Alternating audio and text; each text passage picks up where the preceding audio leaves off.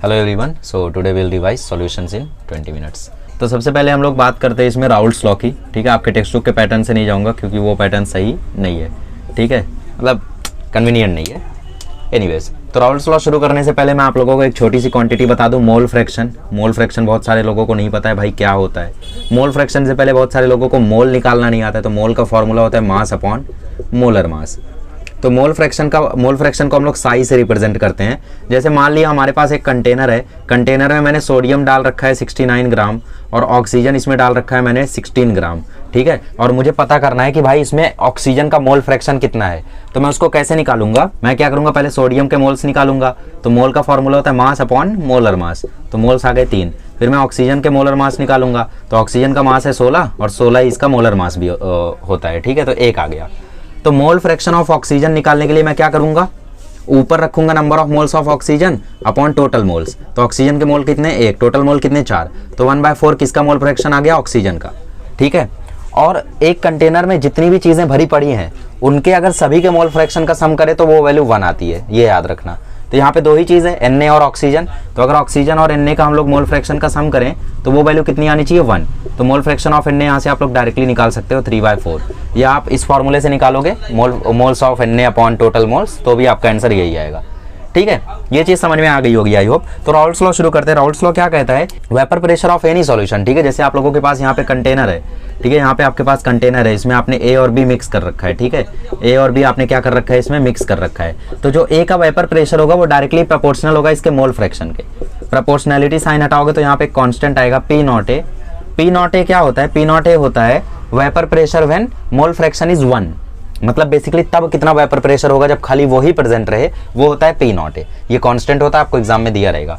ठीक है, और पी बी का वैल्यू फिर क्या आ जाएगा, वो आ जाएगा P naught B into psi B. ठीक है, कई सारे लोग ए और बी को सॉल्वेंट करके बताते हैं बट उससे कंफ्यूजन होता है। क्यों याद करना है, कुछ ऐसे करो ना। तो टोटल प्रेशर क्या हो जाएगा, P A plus P B. ठीक है, इस फॉर्मूले से करें तो टोटल प्रेशर क्या आ जाएगा, P naught A into psi A plus P naught B into psi B. ठीक है, तो ये टोटल प्रेशर ऑफ सॉल्यूशन हो गया। ठीक है, तो एग्जाम में आपको क्वेश्चन में पूछेगा कि भाई जैसे मोल्स इतने भरे पड़े हैं और पी नॉट ए इतना है, तो बताओ इसका वेपर प्रेशर कितना, उसका वेपर प्रेशर कितना है, टोटल वेपर प्रेशर कितना।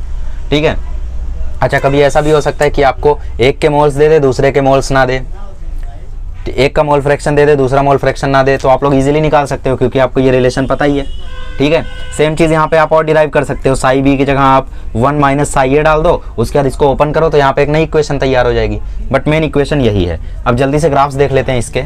चलिए 2 ग्राफ्स देख लेते हैं जल्दी से। एक तो normal graph P equal to P naught A into psi A, तो Y इक्वल टू mx वाला केस लग रहा है यहाँ पे, तो ओरिजिन से ऐसी लाइन बन जाएगी। ठीक है, अच्छा इसका एक ग्राफ देखते हैं हम लोग। तो इसमें हम लोग क्या करेंगे, इस साइड ए रखेंगे, इस साइड बी रखेंगे। मतलब यहाँ पे मोल फ्रैक्शन ऑफ ए 1 है और यहाँ पे मोल फ्रैक्शन ऑफ बी 1 है। मतलब जैसे जैसे हम लोग इस ग्राफ में आगे जा रहे हैं वैसे वैसे ए का मोल फ्रैक्शन कम हो रहा है और बी का मोल फ्रैक्शन बढ़ रहा है। तो अगर इस साइड से बनाएंगे तो पी ए एक्स ए वाला ग्राफ बनेगा, इस साइड से बनाएंगे तो पी बी एक्स बी वाला ग्राफ बनेगा। ठीक है, और फिर ये वाला ग्राफ देखो तो ये है Y equal to M X plus सी।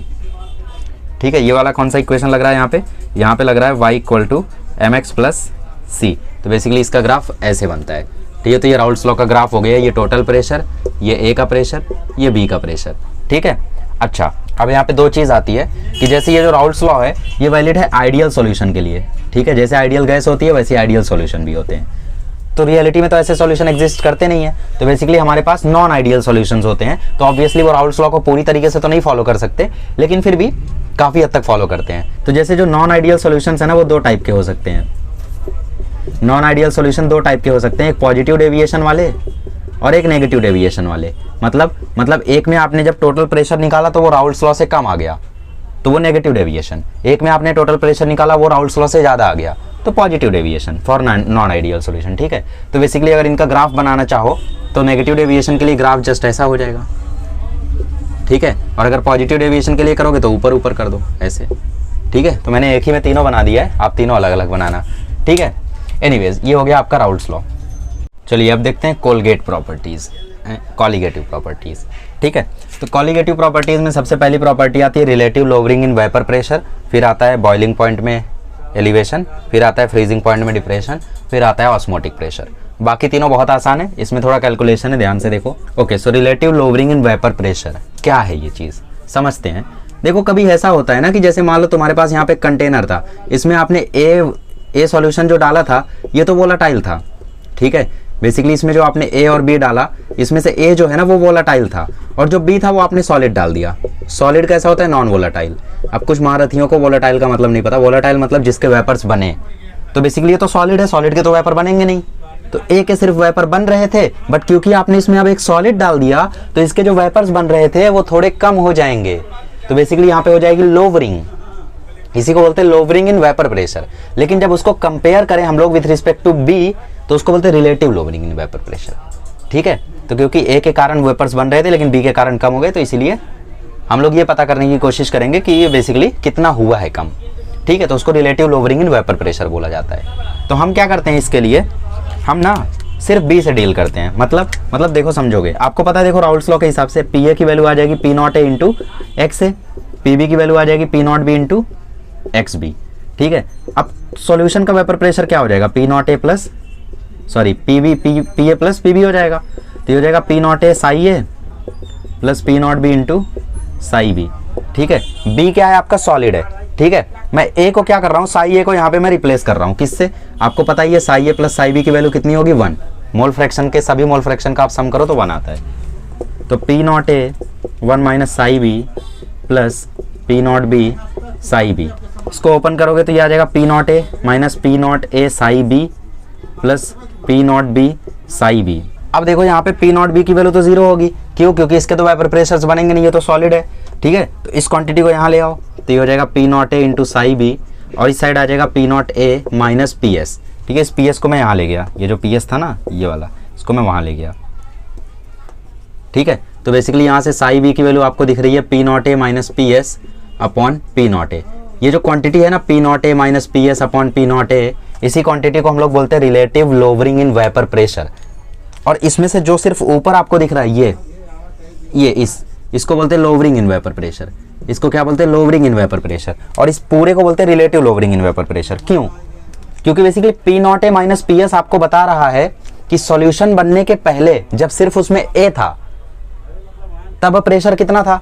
जब इसमें सिर्फ ए रहा होगा तो मोल फ्रैक्शन ऑफ ए 1 रहा होगा, तब प्रेशर कितना रहा होगा? ए का पी नॉट ए। मानते हो? मानता हूं।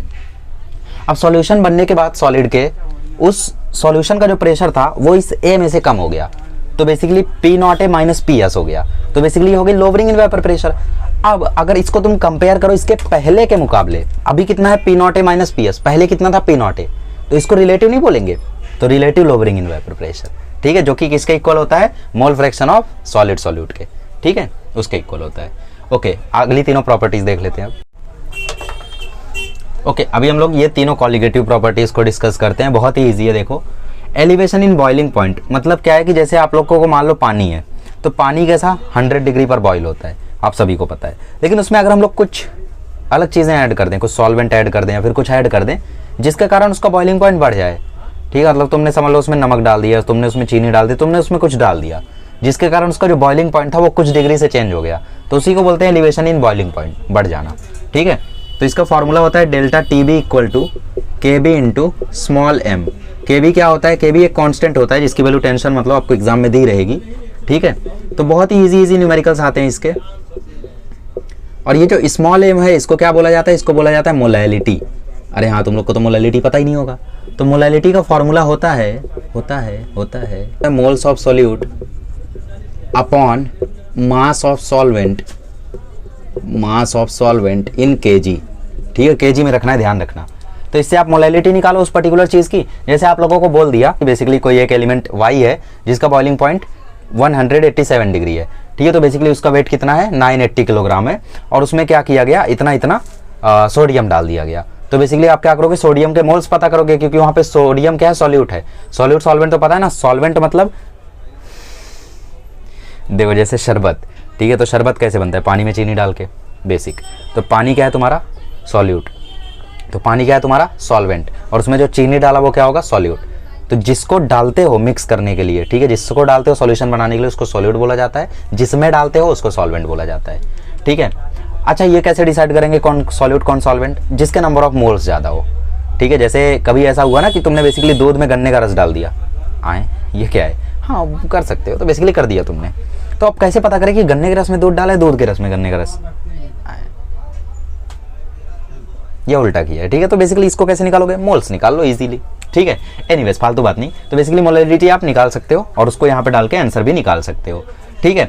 कभी आप लोगों से अगर एलिवेशन इन बॉइलिंग पॉइंट पूछे तो ये फॉर्मूला लगाओगे, लेकिन आपसे अगर न्यू बॉइलिंग पॉइंट पूछ ले तो क्या करोगे, तो डेल्टा टीबी जो भी आपका आया, मान लो आपका डेल्टा टीबी आया 2.3 डिग्री सेल्सियस, ठीक है, केल्विन आया, मान लो केल्विन में ही आएगा वैसे मोस्ट प्रोबेबली। तो आप लोग का डेल्टा टीबी क्या होता है, TB minus TB naught equal to 2.3 kelvin. तो टीबी नॉट आपको क्वेश्चन में दिया रहेगा, मान लो पहले 450 केल्विन था, तो अब कितना हो जाएगा, अब हो जाएगा 452.3 केल्विन, ठीक है। 450 ये है आपका, ठीक है। तो एलिवेशन है, तो इससे ही आपको समझ में आ रहा है कि पहले से बढ़ना चाहिए, घटना नहीं चाहिए। न्यू बॉइलिंग पॉइंट पूछे तो निकाल सकते हो ऐसे, ठीक है। Similarly depression in freezing point का फॉर्मूला होता है delta T F equal to K F into small M. Again small M आपका मोलैलिटी है और सेम चीज़ें फंक्शन करती हैं। यहाँ भी डेल्टा टी एफ क्या है, डिप्रेशन इन फ्रीजिंग पॉइंट, मतलब फ्रीजिंग पॉइंट कितना कम हुआ है, ठीक है। तो जैसे आपसे न्यू फ्रीजिंग पॉइंट पूछ रहे तो क्या करोगे, तो डेल्टा टी एफ को ओपन करो तो ये कितना आएगा, T F not minus T F आएगा। मान लो इसका आंसर तुम्हारा आया 2.3 अगेन। तो पहले अगर वो 150 केल्विन पे फ्रीज हो रहा था, तो अभी कितने पे होगा, अभी 150 minus 2.3 is equals to T F. T F को वहाँ ले जाओगे, उसको यहाँ ले जाओगे, टी एफ नॉट की वैल्यू 150 है, तो टी एफ की वैल्यू क्या आ जाएगी 147.7 केल्विन। तो अब कितने पे फ्रोज होगा, 147.7 पे। डिप्रेशन है तो ऑब्वियस सी बात है पहले से कम होना चाहिए, इजी। ओके, अब बात करते हैं ऑस्मोटिक प्रेशर की। ऑस्मोसिस क्या होता है, बेसिकली एक सेमी परमिएबल मेम्ब्रेन के थ्रू एक फ्लो होता है सॉल्वेंट का सॉल्यूशन में, उसी को ऑस्मोसिस बोला जाता है। उस फ्लो पे कितना प्रेशर लगा है कि वो फ्लो रुक जाए, उसी को ऑस्मोटिक प्रेशर बोला जाता है, ठीक है। और जैसे आइडियल गैस का प्रेशर होता था पीवी इक्वल टू एनआरटी, वैसे ही ऑस्मोटिक प्रेशर होता है pi V equal to NRT, but इसको लिखते हैं पाई इक्वल टू एमआरटी, ठीक है। एम क्या है, एम है मोलैरिटी, एम क्या है मोलैरिटी, ठीक है। चाहिए तो इसको पाई वी इक्वल टू एनआरटी बना सकते हो, क्योंकि मोलैरिटी का फॉर्मूला क्या होता है, मोलैरिटी कैपिटल एम से लिखा जाता है, ये होता है number of moles of solute upon volume of solution. तो एन अपॉन वी कर दोगे तो पाई वी इक्वल टू एनआरटी हो जाएगा, ठीक है। तो पाई इक्वल टू एमआरटी होता है इसका फॉर्मूला, ठीक है। फिर दो कंडीशंस होती हैं, एक आइसोटोनिक सॉल्यूशन होता है, आइसोटोनिक सॉल्यूशन मतलब दो सॉल्यूशन का सेम ऑस्मोटिक प्रेशर होना, ठीक है। फिर दूसरा, अगर सेम ऑस्मोटिक प्रेशर नहीं है तो बेसिकली जिसकी कंसंट्रेशन ज़्यादा वो हाइपरटोनिक और जिसकी कंसंट्रेशन कम वो हाइपोटोनिक सॉल्यूशन, ठीक है।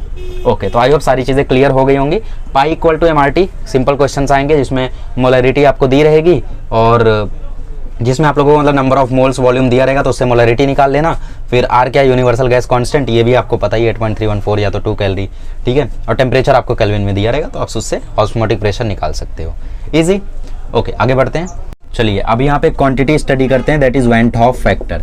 वेंट हॉफ फैक्टर आया और इसने सारे फॉर्मूले बदल दिए। मतलब वेंट हॉफ फैक्टर को रिप्रेजेंट किया जाता है आई से, और आई को बेसिकली निकालने का सिंपल सा आपको तरीका बताऊंगा। जितने नंबर ऑफ पार्टिकल्स में टूट रहा है ना बेसिकली कंपाउंड, ठीक है, वही होता है आई का वैल्यू। मतलब जैसे मान लो NaCl टूट रहा है Na प्लस और Cl माइनस में ना, तो आई की वैल्यू हो जाएगी 2, ठीक है। जैसे मान लो AgBr टूट रहा है Ag plus plus Br minus में ना, तो Na की वैल्यू, आई की वैल्यू हो जाएगी 2, ठीक है। ऐसे आई की वैल्यू आप कैलकुलेट कर सकते हो। तो बेसिकली रिएक्शन जितने भी पार्टिकल्स में जो जा रहा है वही होता है आई का वैल्यू, ठीक है। कभी 3 पार्टिकल्स बन रहे तो आई का वैल्यू 3 भी हो जाएगा, ठीक है।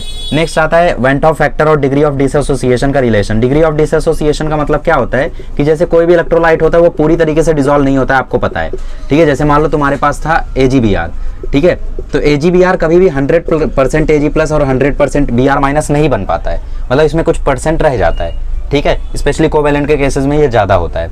तो बेसिकली कितना ज़्यादा ये टूटा है उसी को डिग्री ऑफ डिसोसिएशन कहा जाता है। तो डिग्री ऑफ डिसोसिएशन और आई के बीच में रिलेशन होता है I equal to 1 plus alpha n-1, ठीक है। कभी भी रिएक्शन अगर ऐसा हो रहा हो जिसमें एक ऑब्जेक्ट टूटकर 2 ऑब्जेक्ट में कन्वर्ट हो रहा हो, तो वहाँ पे फॉर्मूला यूज कर लेना I equal to 1 plus alpha n-1। आपके टेक्स्ट बुक में इसी के बेसिस पर न्यूमेरिकल है, तो यही करो। बाकी एक और होता है कि बेसिकली जैसे 2 जुड़ के एक बन रहा हो, एसोसिएशन, डिग्री ऑफ एसोसिएशन बोल सकते हो उसको। तो I equal to 1 plus alpha, n को जस्ट 1 अपॉन n कर देते हो टेक्स्ट बुक में, क्योंकि ऐसा कुछ है नहीं, तो बेसिकली हम लोग उसको इग्नोर करके चलेंगे, ठीक है। तो ये आपका फॉर्मूला है I equal to 1 plus alpha n-1। अच्छा, तो बेसिकली वेंट ऑफ फैक्टर से फॉर्मूले कैसे चेंज हो गए, वही बेसिकली जैसे आपका relative lowering in vapour pressure था P0A minus PS upon P0A, ये था ना, इसको आई से मल्टीप्लाई कर दिया जाएगा अब, ठीक है। डेल्टा TB का फॉर्मूला क्या था, KB इंटू M, ठीक है, इसको आई से मल्टीप्लाई कर दो अब। डेल्टा TF का फॉर्मूला क्या था, KF इंटू M, इसको आई से मल्टीप्लाई कर दो अब, ठीक है। पाई इक्वल टू फॉर्मूला क्या था, MRT, इसको आई से मल्टीप्लाई कर दो, ठीक है। तो बेसिकली एग्जाम में देख लेना कि आप लोगों को कहीं आई की वैल्यू दे तो नहीं रखी है खोपचे में ब्रैकेट में, अगर दे रखी है तो आप आई से मल्टीप्लाई कर दो आंसर निकाल के, और अगर नहीं दे रखी है तो ठीक है। कभी कभी ऐसा भी होगा कि आई की वैल्यू दे के आपको डिग्री ऑफ डिसएसोसिएशन पूछ लेगा, तो वो अल्फा होता है, वो इस फॉर्मूले से निकाल सकते हो, ठीक है। चलिए तो अब हम लोग आते हैं चैप्टर की शुरुआत में, हेनरी लॉ पे। चलिए अभी लास्ट टॉपिक देख लेते हैं, हेनरीज लॉ, ठीक है। ये क्या हेनरी लॉ बताया नहीं, एक्सेप्शन पहले बता दिया। हाँ, क्योंकि बेसिकली एक्सेप्शंस आर इंपॉर्टेंट। तो ये 2 एक्सेप्शंस होते हैं हेनरी लॉ के, बट हेनरी लॉ है क्या? तो बेसिकली हेनरी लॉ कहता है solubility of a gas in a liquid is directly proportional to the pressure of the gas over the liquid, ठीक है। जैसे आप यूं बोलो कि जैसे पानी में ऑक्सीजन कितना सॉल्युबल होगा, तो इसको हम लोग कैसे पता कर सकते हैं? हम लोग क्या करेंगे, ऑक्सीजन की सॉल्युबिलिटी निकालने के लिए क्या करेंगे, ऑक्सीजन कितना प्रेशर लगा रहा है उस लिक्विड पे, वाटर पे कितना लगा रहा है वो लिक्विड पे, तो उससे हम लोग सॉल्युबिलिटी निकाल लेंगे। तो सॉल्युबिलिटी का फॉर्मूला यहाँ से हो जाता है KH इंटू पी। KH क्या है, हेनरीज कांस्टेंट। KH क्या है, हेनरी कांस्टेंट। S क्या है, सॉल्युबिलिटी। P क्या है, प्रेशर, ठीक है। तो सिंपल क्वेश्चन कभी आ गया, आपको प्रेशर दिया रहेगा, सॉल्युबिलिटी दी रहेगी, हेनरी कांस्टेंट पूछ लेगा, या हेनरी कांस्टेंट दिया रहेगा, सॉल्युबिलिटी दी रहेगी, प्रेशर पूछ लेगा, कर लेना, इजी है, ठीक है। और बाकी छोटी मोटी फालतू चीज़ें भी है, जैसे रिवर्स ऑस्मोसिस है, जैसे बेसिकली ऑस्मोसिस का उल्टा होने लगे, सेमी परमिएबल मेम्ब्रेन के थ्रू सॉल्यूशन सॉल्वेंट में आने लगे, ठीक है। तो बेसिकली ये सबसे इंपॉर्टेंट चीज़ें थी सॉल्यूशन से। आई होप आप लोगों को मजा आया होगा रिवीजन। अगर मजा आया है तो बेसिकली अब इसके बाद जाके प्रैक्टिस करो, और नेक्स्ट लेक्चर में मिलेंगे तो करेंगे ionic equilibrium. Thank you so much.